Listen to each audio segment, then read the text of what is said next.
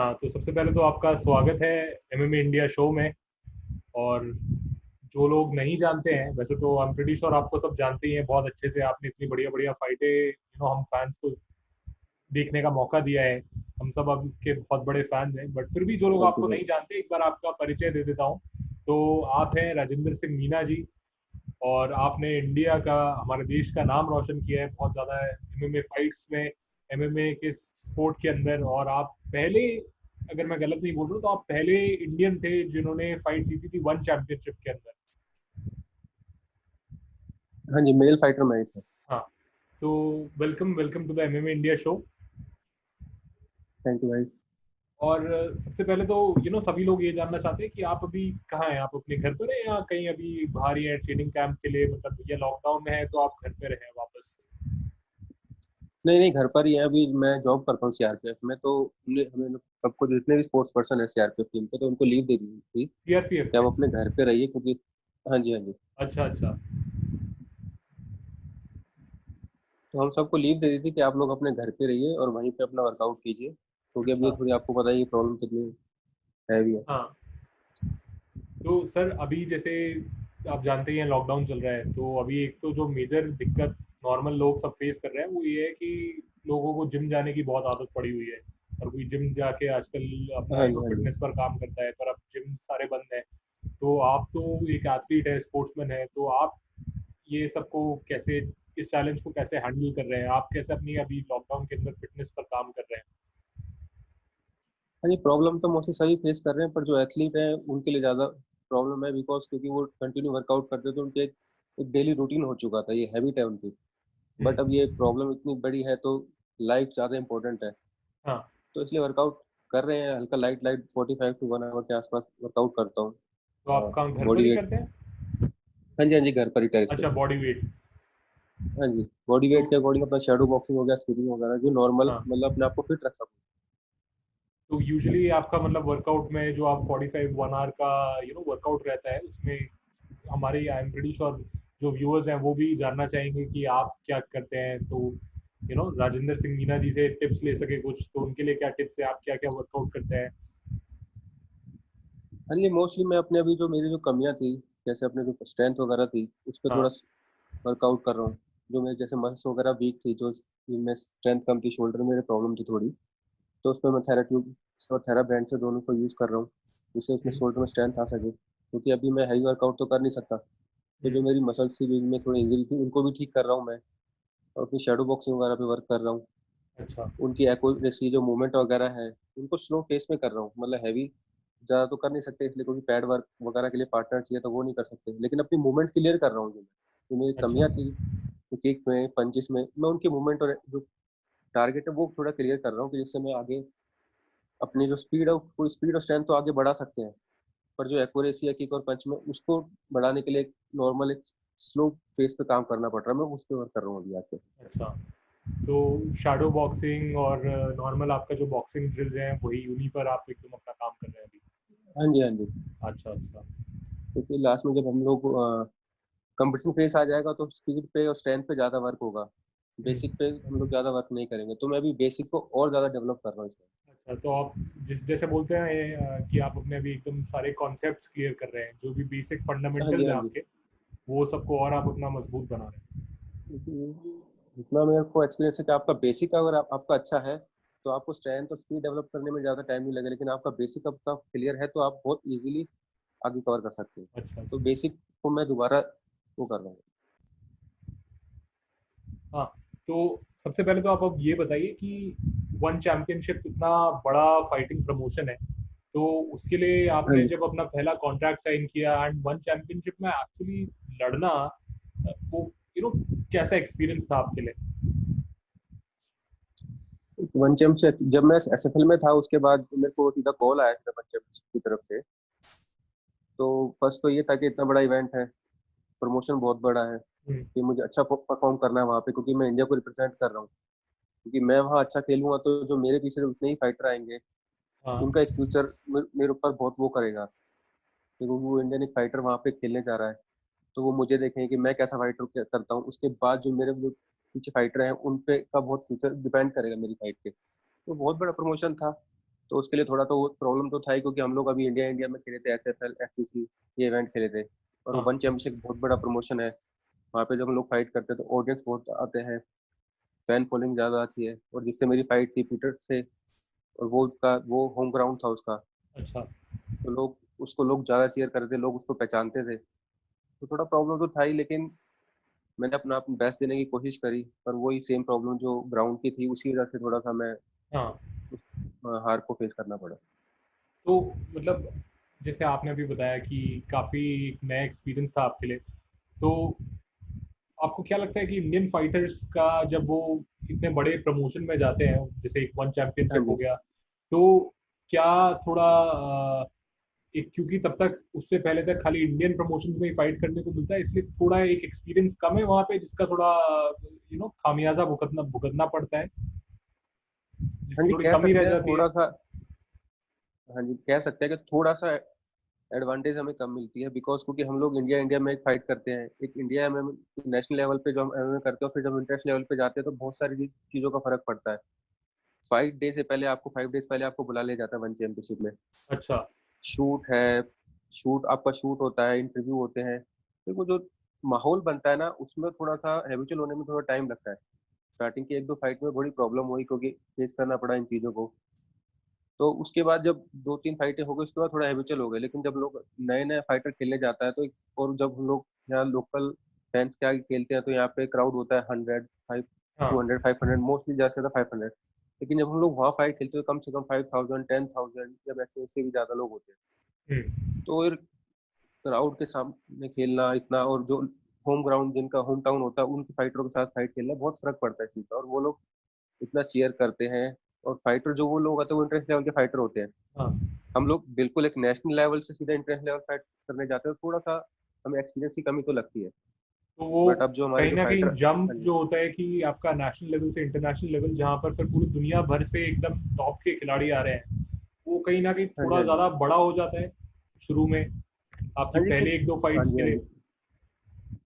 हाँ जी, स्टार्टिंग के 1-2 फाइट में थोड़ा प्रॉब्लम होता है, सेम सब हमारे जितने इंडियन फाइटर जाते हैं उनको थोड़ा तो फेस करना पड़ता है। लेकिन जो अब अच्छे फाइटर आ रहे हैं, इंडियन फाइटर जो निकल के आ रहे हैं, अभी वन वॉरियर सीरीज में काफी इंडियन गए हैं, वो फर्स्ट फाइट भी जीते हैं, जैसे अभी राणा फाइट जीत कर आया है। तो अब हम्म। एक्सपोजर मिलने लगा है, तो इंडियन फाइटरों को कॉन्फिडेंस लेवल बहुत बढ़ गया है।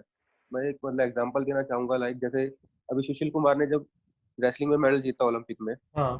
तो लोग पहले जो हम रेसलर जाते थे या जो भी कोई स्पोर्ट्स पे जाते थे, वो इवन सिर्फ ओलंपिक पार्टिसिपेट करने के लिए जाते थे कि हम ओलंपिक पार्टिसिपेट करेंगे। हाँ। लेकिन जैसे फिर जैसे सुशील कुमार ने मेडल जीता, तो फिर सब लोगों की होप बढ़ गई कि सुशील जीत सकता है तो हम क्यों नहीं जीत सकते। हाँ। तो कहीं ना कहीं वो मेरे को थोड़ी सी कमी खलती थी कि मैं लास्ट 4 फाइट वन चैंपियनशिप में हारा था, तो इंडियन फाइटरों का थोड़ा सा जो इंटरनेशनल लेवल पे जो प्रमोटर हैं या ऑर्गेनाइजेशन है, वो देखते थे कि इंडियन फाइटर अच्छा नहीं कर रहे हैं। लेकिन जब मैं फाइट जीता, तो एकदम से ये लगा लीजिए कि जो मेरी लास्ट की 4 फाइट थे, सब लोग भूल गए थे। वो फर्स्ट एक फाइट से बहुत एक जंप आई मेरे हम्म। फ्यूचर में MMA के अंदर। उसके बाद जो जैसे मैं फाइट जीता, उसके बाद हिमांशु जीता, पूजा जीती, उसके बाद इंडियन फाइटर को और एक्सपोजर मिलने लगा है कि इंडियन फाइटर अच्छा कर रहे हैं, अब रितु है, रोशन है। तो एक कहते हैं कि मतलब एक स्टार्ट हमारे इंडियन में क्या, एक स्टार्ट मिल जाए ना, उसके बाद फिर हम लोग इंडियन रुकते नहीं। रुकते तो और नहीं है। वही चीज हो रही है अब। हम लोग वही हो रहा है कि जब इंटरनेशनल लेवल पे हम लोग जा रहे हैं फाइट खेलने, तो काफी फाइटर हमारे इंडियन जीत रहे हैं, और इंडियन फाइटरों को बहुत एक्सपोजर मिल रहे हैं इंटरनेशनल लेवल पर भी।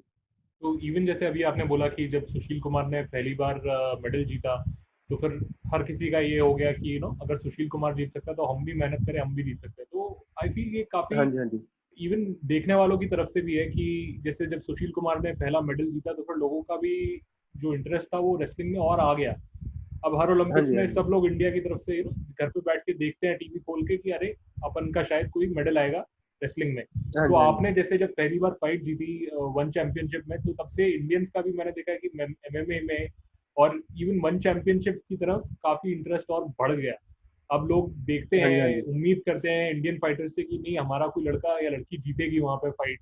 तो मतलब मैं तो यही आपको कहना चाहूंगा कि सब ये जो इंडियंस का MMA में वन चैंपियनशिप में जर्नी है ऊपर की तरफ, एक तरीके से शुरुआत उसकी आप ही ने की है, और ये बहुत ही अच्छी बात है।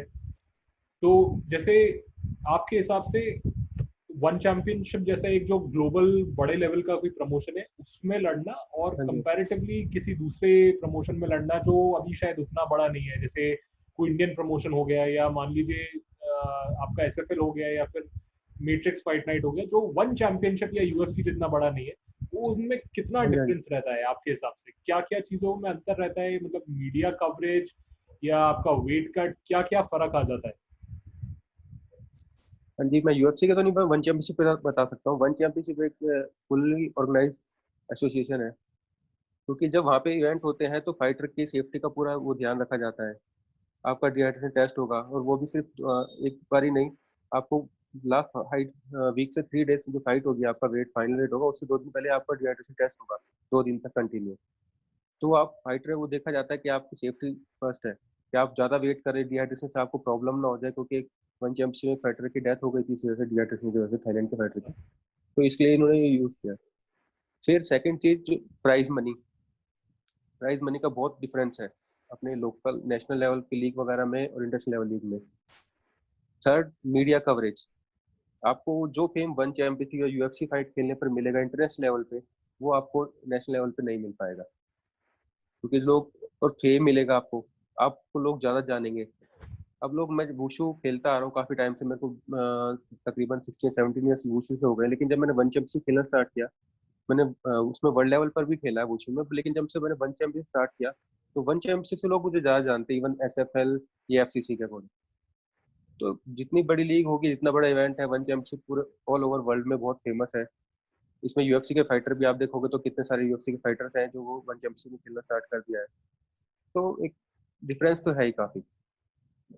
अच्छा, और ऐसे ही आपके खुद के ट्रेनिंग कैंप्स में कुछ फर्क था कि जब आप इंडियन प्रमोशन में लड़ रहे थे, या जैसे अब आपका जो पिछला फाइट था वो मैट्रिक्स फाइट नाइट में था, उनके कंपैरिजन में जब आप वन चैंपियनशिप में थे, तो आपके खुद के ट्रेनिंग कैंप्स में ट्रेनिंग करने के तरीके में कुछ फर्क था क्या?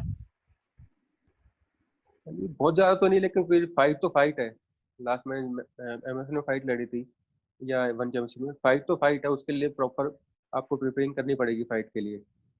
तो मेरा मेन पर्पस होता है ग्राउंड के लिए, क्योंकि अभी भी जैसे इंडियन में अब ग्राउंड गेम पे ज्यादा फोकस करने लगे हैं जितने ही फाइटर्स हैं। क्योंकि अब पहले चलता था 2016-17 तक कि आप स्टैंड अप आपका अच्छा है तो आप कवर कर लोगे, लेकिन लास्ट 2 ईयर से मैं देखता रहा हूँ कि इंडियन जो है वो बीजेजे पे बहुत ज्यादा फोकस कर रहे हैं। मोस्टली वो स्टैंड अप से ज्यादा फोकस आजकल बीजेजे पे कर रहे हैं। और आपको इंटरनेशनल लेवल पर फाइट जीतते हैं तो आपको स्टैंड अप और ग्राउंड दोनों में आपको महारत हासिल करनी पड़ेगी। सिर्फ अब एक चीज से अब नहीं जीत सकते हैं। इवन अब इंडिया में भी आप एक चीज से, अगर मैं जैसे मैं लास्ट फाइट जो आ रहा सबमिशन की वजह से श्रीकांत शेखर से, वो भी हाँ। ग्राउंड की वजह से। तो अब आप ये हो गया, इवन इंडिया में या इंटरनेशनल लेवल पे आप सिर्फ एक चीज पे फोकस नहीं कर सकते कि आप स्टैंड अप आपका अच्छा है, बहुत अच्छा स्टैंड अप है, आप स्टैंड अप प्लेयर है तो आप जीत जाओगे, नहीं। आपको ग्राउंड की भी नॉलेज होनी चाहिए, कम से कम आप डिफेंड तो कर सको ग्राउंड में जाने अपने आप को। तो अब आपको दोनों चीज आनी जरूरी है। इंडियन फाइटर इस चीज पे बहुत ज्यादा फोकस कर रहे हैं, इसलिए जो हमारी अचीवमेंट है इंटरनेशनल लेवल में काफी अच्छी होती जा रही है इंटरनेशनल फाइटर। तो जैसे आपका भी जो वन चैंपियनशिप में आखिरी फाइट था जियाओ जैंग के खिलाफ, जो आप जीते थे, हाँ जी, हाँ जी। उसमें भी मैं देख रहा था वो फाइट, एंड आपने शुरुआत बहुत अच्छी की, आप बहुत अच्छे काउंटर्स की उसे, आपने उसे ड्रॉप किया, एंड उसके बाद आप ग्राउंड एंड पाउंड करके फिनिश करने नहीं गए, बट जैसे आपका बैकग्राउंड वुशु में है तो आप हाँ जी, हाँ जी। ज्यादातर आपका स्ट्राइकिंग पर फोकस रहा है, बट वहां पर आपने बहुत ही बढ़िया उसे सबमिशन लगाया, गियोटिन चोक, जो कि कोई आसान सबमिशन नहीं है, हाँ जी, बहुत ही प्रैक्टिस लगती है, महीनों लगते हैं उसे परफेक्ट करने में, और आपने बहुत ही अच्छा, बहुत ही परफेक्ट चोक लगा के वो फाइट जीती। तो हाँ जी। आपके खुद के खेल में आपकी आपको लगता है कि पुराने जो आपके फाइट्स थे, शुरू के फाइट्स थे जो एसएफएल में थे, और फिर आप धीरे धीरे करके जो वन चैंपियनशिप में जो आपके हाल ही के कुछ फाइट्स हुए हैं, उनमें आपका ग्राउंड गेम कंपैरेटिवली काफी बेटर हुआ है, आप थोड़े ज्यादा वेल राउंडेड फाइटर हैं, कि आप सारी चीजें अच्छी करते हैं? हाँ जी, मेरा स्टार्टिंग मैंने एमएमए स्टार्ट किया तो सारा फोकस स्टैंड अप पे था, क्योंकि वुशु खेलता हूँ मैं, स्टैंड अप पे सब कुछ था। टेक डाउन लेने के बाद ग्राउंड पे नॉलेज कम थी, लेकिन जब जब वन चैंपियनशिप स्टार्ट किया तो तब मुझे सीखना पड़ा, क्योंकि जितनी भी लास्ट मोस्ट इतनी फाइट आ रहा है मैं ग्राउंड की वजह से ही आ रहा वन चैंपियनशिप में, एक इतने बड़े उसमें लीग में अगर मैं हार रहा हूँ ग्राउंड की वजह से, हर बार ग्राउंड की वजह से ही हार रहा हूँ, तो मुझे ग्राउंड पे फोकस करना था। तो मैंने धीरे धीरे अपने आप को ट्रेन किया। मैं नहीं कहता कि मैं काफी हद तक ट्रेंड हो गया हूँ, लेकिन एक मिनिमम बेसिक था जो ग्राउंड का बीजीजे का, वो मैंने सीखना स्टार्ट किया, और उसी की वजह से मुझे इसका फायदा मिला लास्ट फाइट में वन चैंपियनशिप में, जो मैं ग्राउंड पर खेल पाया। और जैसे आपने अभी थोड़ी देर पहले मेंशन किया था कि आपकी जो लास्ट फाइट थी, जो मैट्रिक्स मैट्रिक्स फाइट नाइट में हुई थी पिछले साल श्रीकांत हाँ जी, शेखर हाँ के जी, खिलाफ, उस हाँ फाइट जी, में भी मैंने देखा आपने शुरुआत बहुत अच्छी की थी, आप काफी कॉन्फिडेंटली शुरुआत की थी आपने, बट अनफॉर्चुनेटली उसका रिजल्ट आपके फेवर में नहीं रहा एंड में। तो हाँ जी, हाँ अब जी। आप जैसे बाद में उस फाइट को देखते हैं, अब तो करीब 1 साल हो गया है, तो आपको लगता है कि आप कुछ ऐसा था जो थोड़ा अलग कर सकते थे तो शायद रिजल्ट आपके पक्ष में जाता एंड में? आप क्या हाँ मतलब जी, हाँ जी, क्या मुझे ऐसा चेंजेस करते? मुझे लगता है कि उस फाइट में मैंने बहुत जल्दी ग्राउंड पे जाने की कोशिश करी। अगर मैं वो जो उसने जो मुझे किक मारी थी, अगर मैं उस टाइम उसे टेक डाउन नहीं लेता और स्टैंड अप पे ही ज़्यादा खिलाता, तो हो सकता है कि फाइट का नतीजा कुछ और होता। क्योंकि मेरा स्टैंड अप अच्छा है, मैं काफ़ी लास्ट 21 ईयर से गेम कर रहा हूँ, तो स्टैंड अप मेरा अकॉर्डिंग बीजेजे के अकॉर्डिंग काफ़ी अच्छा था। और श्रीकांत के साथ में अगर मैं स्टैंड अप खेलता, तो हो सकता था कि नतीजा काफ़ी कुछ अलग ही होता। बट मैंने बहुत जल्दी कर दी ग्राउंड में जाने की। अगर मैं वो टेक डाउन नहीं लेता, तो और स्टैंड अप में खेलता था, उसको छोड़ देता खाली जब वो, तो हो सकता था कि नतीजा कुछ और होता। मैंने ग्राउंड पे जाने की गलती करी, क्योंकि वो अभी बीजेजे पे ज़्यादा फोकस कर रहा है श्रीकांत शेखर, और उसका बीजेजे मेरे अकॉर्डिंग तो काफ़ी अच्छा है। तो अगर मैं उस टाइम अगर ग्राउंड में नहीं जाता, तो हो सकता है कि नतीजा कुछ और होता। तो अब आप अपने पिछले 1 साल में जब आपका वो फाइट हुआ था आखिरी, तब से क्या अपने बीजेजे और अपने जनरल ग्राउंड गेम पे रेसलिंग पर बीजेजे पर थोड़ा और काम कर रहे हैं? हाँ जी, हाँ जी, मैं रेसलिंग तो बीजेजे तो क्लासेस कम हो पाती है, क्योंकि जहाँ पे हम डिपार्टमेंट में जॉब करते हैं, तो वो रेसलर है काफ़ी इंटरेस्ट लेवल पे, जो इंटरनेशनल लेवल पे रेसलिंग करते हैं डिपार्टमेंट के। मैं उनके साथ रेसलिंग का मूव के जो ग्राउंड में जाने के बाद क्या मूवमेंट ले सकते हैं, कैसे निकल सकते हैं। मोस्टली मेरा गेम, अगर मैं ग्राउंड पे किसी को सबमिशन नहीं कर पा रहा हूँ, तो खुद सबमिट ना हो पाऊँ, अपना डिफेंड कर सकूँ, इतनी हाँ। इस चीज़ के लिए मैं ज़्यादा वर्क कर रहा हूँ। अच्छा, तो अब क्योंकि ये हफ्ते के एंड में UFC 249 है, एंड हाँ जी, हाँ हम जी, किसी एमएमए के बारे में बात करें एंड यूएफसी डिस्कस ना करें, कोई यूएफसी इवेंट डिस्कस हाँ ना जी, करें, जो कि ये समर का सबसे बड़ा इवेंट होने वाला है, तो ऐसे हाँ तो जी, हाँ जी, मतलब किसी को मजा आएगा नहीं। तो थोड़ा UFC 249 के बारे में भी बात करते हैं जरा। तो सब लोग जानना चाहेंगे कि आपके प्रेडिक्शंस क्या है, क्योंकि आप एक प्रोफेशनल फाइटर हैं खुद, एंड आप you have competed at the very top level. तो आपके क्या प्रेडिक्शंस है? तो मैं फाइट बोलूंगा एंड आप बताना कि आपके हिसाब से ये फाइट में कौन जीतेगा, ठीक है? ओके। तो सबसे पहला फाइट से शुरुआत करते हैं, जो सबसे बड़ी फाइट होने वाली है, टोनी फर्ग्यूसन वर्सेस जस्टिन गेटजी। आपको क्या लगता है कौन जीतेगा? दोनों फाइटर बहुत अच्छे हैं। मोस्टली मेरा तो जो फाइट देखने का था कि खबीब और टोनी की फाइट काफी अच्छी जाती है, और 5 टाइम उनकी कैंसिल हो चुकी है फाइट, तो वो फाइट देखने में कुछ अलग ही मजा था उनका। बट अब थोड़ा प्रॉब्लम हो गया है, तो उसको दो क्योंकि हो चुका है वो तो टोनी के चांसेस मुझे ज्यादा लगते हैं, क्योंकि ऑलराउंड फाइटर है और बैक रिकॉर्ड काफी अच्छा है, तो टोनी के चांसेस मुझे ज्यादा लगते हैं। अच्छा, तो आगे बढ़ते हैं। अगली फाइट जो टाइटल फाइट है अपना, हेनरी सेहुडो और डोमिनिक क्रूज, पुराना जो चैंपियन है, वर्सेस हाँ करंट जी, हाँ जी। चैंपियन के बीच, उसमें क्या लगता है आपको कौन जीतेगा? टफ फाइट है, लेकिन मुझे लगता है, जो मेरा प्रेडिक्शन कहता है कि हेनरी शायद इस फाइट को विन करेगा दोबारा। वो कैसे जीतेगा, अपना नॉकआउट टाइटल, करेगा या मतलब थोड़ा सबमिशन वगैरह कुछ रेसलिंग करेगा? मे बी रेसलिंग या सबमिशन से ही जाएगा। अच्छा अच्छा। और अगला फाइट तो इसमें तो मेरे को लगता है नॉकआउट जरूर हो सकता है। हैवी वेट फाउट है, फ्रांसिस नगानू, वो तो अपना नॉकआउट मास्टर है, स्पेशलिस्ट है, वर्सेस जर्जिनियो रोजेनस्ट्रुइक। इसके बाद का मैंने अभी कार्ड एक्चुअली देखा नहीं है। मेरा पर्पस मेन यही था कि कभी वो टोनी की फाइट पे ज्यादा फोकस था। अच्छा अच्छा अच्छा। यानी अच्छा, उसके तो बाद मैंने आप आज जो जो कार्ड कह रहे देखे हैं नहीं कि अभी। आपका फोकस खबीब और टोनी की फाइट पे था, तो अभी तो हाँ जी, खबीब लड़ नहीं रहा है, बट हाँ बाद जी, में हाँ तो जी, लड़ेगा। एंड आपको पता ही है कि हाँ जी, खबीब एकदम डोमिनेट चैंपियन बन गया है, सबसे ज्यादा यूएफसी में, सबसे अगर किसी का खौफ है सबसे ज्यादा, तो वो खबीब का ही है, हर हाँ जी, कोई उससे अवॉइड ही बहुत करना ज्यादा। चाहता है। तो मतलब एज अ प्रोफेशनल आपको क्या लगता है कि हबीब को कैसे थोड़ा टैकल किया जा सकता है? वैसे तो अभी तक इतने 28 लोगों ने करीब कोशिश की है, सभी आ रहे हैं, पर फिर भी मतलब अगर आप हो, मतलब आप क्या करेंगे, या आपके हिसाब से कैसे उसे थोड़ा तो मतलब एटलीस्ट हबीब को कंट्रोल किया जा सकता है, पॉसिबली शायद हराया जा सकता है? देखिए, फाइटर खेलेंगे तो हार जीत तो अलग चीज है, कैसा नहीं कि कभी 101% जीतेगा ही। कहीं ना कहीं तो हर प्लेयर में, फाइटर में कमी होती है कुछ ना कुछ तो। और लेकिन अभी जो खबीब का कॉन्फिडेंस लेवल है बहुत हाई है। वो ऑलराउंडर है हर चीज में। आप फाइट, कोई भी फाइट देख लीजिए उसकी, उसका ग्राउंड, उसका स्टैंड अप और उसका भी कॉन्फिडेंस लेवल बहुत हाई है। पर टोनी और की साइड देखने वाली होती, अगर काश शायद हो जाती तो। अब ये सोचिए कि 5 टाइम कैंसिल हो चुकी है फाइट, तो जब भी इनकी फाइट होगी तो कितनी इंटरेस्टिंग फाइट होगी, कितने लोग देखेंगे, क्योंकि मोस्टली जितना भी एमएमए वर्ल्ड जो भी एमएमए की के बारे में जानकारी रखता है वो इन दोनों की फाइट जरूर देखेगा। अच्छा, तो फिर ये बताइए कि अगर इन दोनों की फाइट होती है फ्यूचर में, होपफुली अगर 2020 से पहले ही हो जाए तो आप उसमें हाँ कैसे जी, हाँ सपोर्ट जी। करेंगे, टोनी को या खबीब को? खबीब को। खबीब को, तो हाँ ठीक जी। है। तो चलिए आगे बढ़ते हैं। एंड एक ये सवाल बहुत उठा है, ये बहुत लोगों ने हमें मैसेज भी किया हमारे पेज पर, एंड सब ये जानना चाहते हैं आपके बारे में कि आप आखिरी बार लड़े थे 2019 मार्च में, तो अब हाँ आपकी जी। अगली फाइट उन्हें कब देखने को मिलेगी? आप क्या अभी ट्रेनिंग कैंप में थे किसी जब लॉकडाउन चालू हुआ, या मतलब आपको दोबारा वो एक्शन में कब देख देख सकते हैं आपके फैंस? हाँ, शायद मे भी जल्दी ही। अभी शायद ये जो इवेंट होते हैं बीच में, जो ये लॉकडाउन की वजह से मेरा चल रहा था कि थाईलैंड पे ट्रेनिंग करने का बीजेजे के लिए, क्योंकि मोस्टली तो अपने इंडिया में है वो। अब थोड़ा सा लोग जो जिम वगैरह है, जो मैंने लास्ट इंटरव्यू हुआ था एमएमए वर्ल्ड के साथ, जो परवीन साहब भाई साहब के साथ, तब भी मैंने ये कहा था कि पहले ही होता था कि हमारे इंडिया में जो एक जिम है वो प्रॉपर जिम नहीं है हमारे यहाँ, जहाँ पे एक ही जगह पे आपको ग्राउंड की, स्टैंड अप की, बीजेजे सब ऑल सबकी चीजों की ट्रेनिंग मिल सके। तो मेरा भी तो पर्पज है कि मैं थाईलैंड जाके ट्रेनिंग करूँ बीजेजे की। तो लॉकडाउन में था मेरा जाने का इसी टाइम पे, बट क्योंकि एक फाइट होने वाली थी मेरी इंटरेस्ट लेवल पे, वन चैंपियनशिप में नहीं, दूसरे प्रमोशन में, बट इसकी वजह से थोड़ा सा वो हो गया। तो आपने कोई अपोनेंट सोच रखा है क्या, मतलब कि यार इससे लड़ना है मेरे को अगला? नहीं नहीं, अभी ऐसा कोई अपोनेंट नहीं सोचा, क्योंकि पहले मेरे को अपनी जो गलतियां उनको सुधारना है, क्योंकि जब तक मैं अपने आप को ठीक नहीं कर सकूंगा तो मैं अपोनेंट के लिए कैसे अपने आप को प्रिपेयर कर पाऊंगा। तो फिर अभी आप ये इंटरव्यू के माध्यम से, एमएमए इंडिया शो के माध्यम से, किसी कोई ऐसा फाइटर है जिसे आप कॉल आउट करना चाहेंगे?